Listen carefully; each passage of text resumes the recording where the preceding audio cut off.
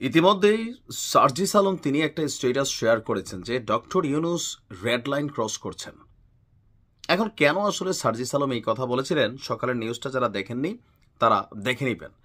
Basically এখানে Awami League নিষিদ্ধকরণ issue, আগামী জাতীয় নির্বাচনে আওয়ামী লীগের পার্টিসিপেশন অথবা বাকিদের ব্যাপারে আসলে সরকার কি ভাবছে।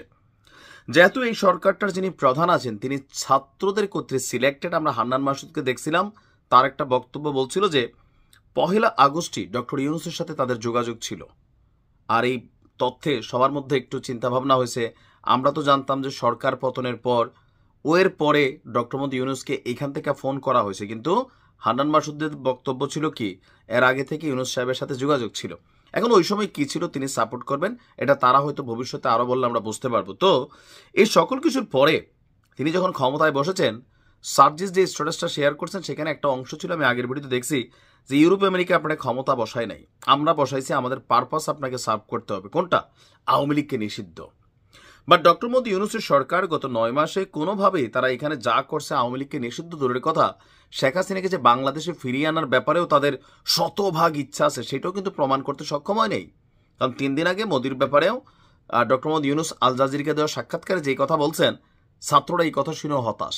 এরই মাঝখানে নির্বাচনের সিদ্ধান্ত নিয়ে আওয়ামী লীগের সাথে তিনি আবার আল জাজিরাকে যেই কথা বলছেন, ওইখান থেকে ছাত্রদের সাথে ওনার একটা কনফ্লিক্ট আমরা দেখছি। কি?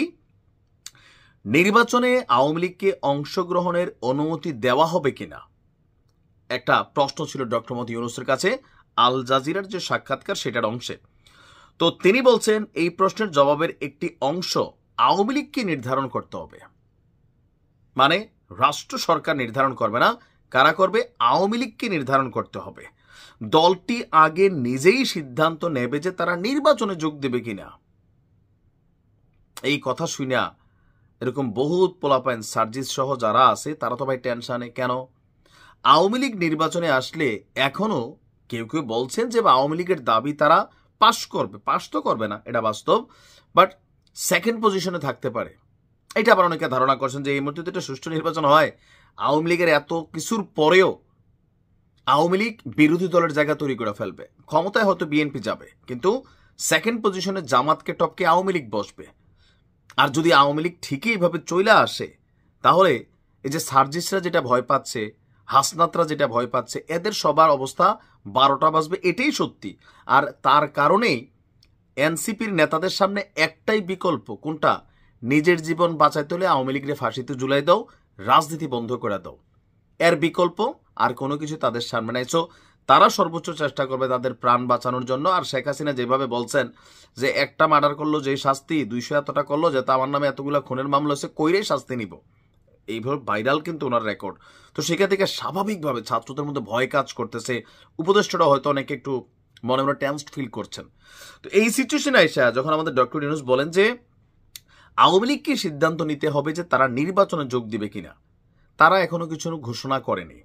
তাছাড়া নির্বাচনের সময় নির্বাচন কমিশন কি প্রতিক্রিয়া দেয় সেটা সহ নানান বিষয় সামনে আসতে পারে। তাহলে আওয়ামী লীগের নির্বাচনের অংশ নেওয়ার বিষয়টি নির্বাচন কমিশনের উপর ছেড়ে দিচ্ছেন কিনা সাংবাদিকের প্রশ্ন ছিল। তো তিনি আবার বলছেন বিষয়টা তা নয়, অন্যান্য রাজনৈতিক দল আছে যারা বলতে পারে যে এই আইনের অধীনে আওয়ামী লীগ নির্বাচন অংশ নিতে পারবে কিনা।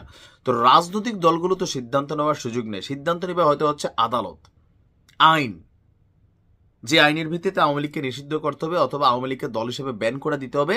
তো এটা কি আমাদের আইন থেকে আসবে? গণতন্ত্রের সিস্টেম দিয়ে এরা ঢুকতে পারবে? পারবে না। এগুলা আপনার কাছে শুনতে মনে হবে আওয়ামী লীগের দোসর তুই ফেসিস্টের বিষয়গুলো, তা না, আইনের হিসাবটা আলাদা। আপনি দেখেন এই যে আদানির ইস্যুতে বরাবরই শেখ হাসিনার সরকারের একটা সমালোচনা ছিল যে আদানির থেকে টাকা টোকা খাইয়া উল্টাপাল্টা সিস্টেমে বাংলাদেশে বিদ্যুৎ সাপ্লাই করছে, কিন্তু আদালত কি বলতেছে? বৈধভাবে এই শর্ত বা চুক্তি হয়েছে, যার কারণে ইউনূস সরকার আসার পরে কি এই চুক্তি বাতিল হয়েছে? বাতিল হয় নাই, এটা কন্টিনিউ আছে।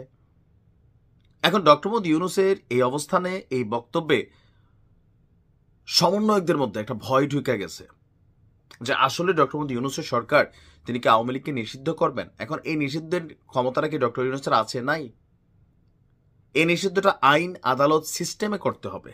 তো তিনি আসলে যে বক্তব্যগুলো দিচ্ছেন মাঝে মাঝে এদিকেও মনে হচ্ছে ওইদিকেও মনে হচ্ছে, সবাই একটা ধোঁয়াশা কুয়াশার মধ্যে পড়তেছে, যার কারণে সার্জিসরা হুঁশিয়ারিও দিচ্ছে যে 1 সেকেন্ডের মধ্যে ক্ষমতা থেকে নামাই ফেলবে জনগণ নাকি? পরিস্থিতিটা কেমন হবে যে সমন্বয়করা আবার ইউনূস সাহেবেরকে ক্ষমতা থেকে নামানোর জন্য মাঠে নামছেন, পিছনে জনগণ পাবে? এইবার পাবে না। কেন পাবে না? বিভিন্ন কারণেই পাবে না। যাই হোক, আসলে একটা ধোঁয়াশা কুয়াশাপূর্ণ অবস্থান। আমরা এখনো বলতে পারতেছি না কোন দিকে যাচ্ছে। সময় বলে দেবে। ভালো থাকুন।